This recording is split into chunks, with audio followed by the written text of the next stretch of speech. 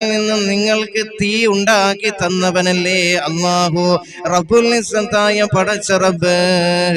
എന്നിട്ട് അല്ലാഹ് പറയുകയാ ഫൈദാ അൻതും മിൻഹു തൂഖിദൂൻ, അന്നേരം അതിൽ നിന്ന് നിങ്ങൾ കത്തിച്ചെടുക്കുന്നു എന്ന് അല്ലാഹുവിന്റെ വിശുദ്ധമായ ഖുർആൻ അവിടുന്ന് മനുഷ്യനോട് പറയുമ്പോൾ ചിന്തിക്കണേ മനുഷ്യ.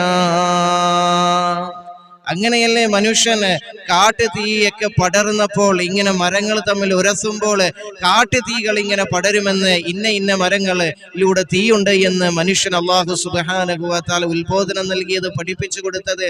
ഞാനൊന്ന് ചോദിക്കട്ടെ, ഈ കറുത്ത കല്ലുകൾ തമ്മിൽ ഉരയ്ക്കുമ്പോൾ തീ വരുമെന്ന് ആരാണ് മനുഷ്യന് പഠിപ്പിച്ചത്?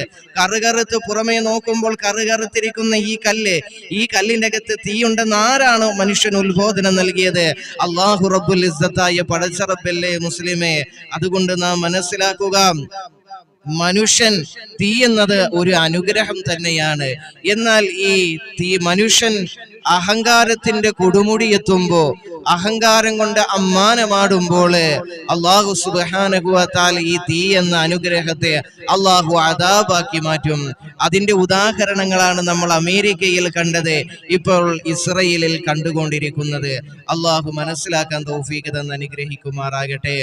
എന്നിട്ട് അല്ലാഹുവിന്റെ വിശുദ്ധമായ ഖുർആനിലൂടെ അല്ലാഹു സുബ്ഹാനഹു വ തആല മനുഷ്യനോട് ചോദിക്കുകയാ, അഫറഅയ്തുമുൻ നാറല്ലതീ തൂറൂൻ.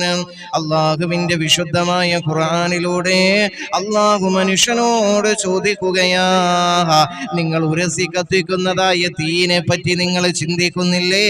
എന്നിട്ട് അല്ലാഹു പിന്നെയും അവിടുന്ന് മനുഷ്യനോട് ചോദിക്കുകയാ, അൻതും അൻശഅതും ശജറതഹാ അം നഹ്നുൽ മുൻശിഊൻ.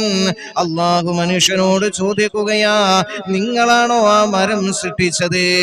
പച്ചമരങ്ങൾ തമ്മിൽ ഉരസുമ്പോൾ തീ കത്തുന്നത് ആ മരങ്ങൾ സൃഷ്ടിച്ചത് നിങ്ങളാണോ? അതെല്ലാം നഹ്നുൽ മുൻശിഊൻ, അതല്ല ഞാനാണോ എന്ന് അല്ലാഹുവിന്റെ വിശുദ്ധമായ ഖുർആനിലൂടെ അല്ലാഹു സുബ്ഹാനഹു വ തആല മനുഷ്യനോട് ചോദിക്കുകയാം.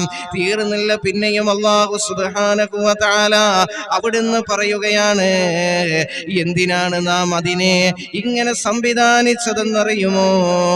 അല്ലാഹുവിന്റെ വിശുദ്ധമായ ഖുർആൻ അവിടുന്ന് പറയുകയാ, നഹ്നു ജഅൽനാഹാ തദ്കിറതൻ വ മതാഅൻ ലിൽ മുഖ്വീൻ. നാം അതിനെ ഒരു ചിന്താ വിഷയമാക്കുന്നതിന് വേണ്ടിയാ. എന്തിനാണ്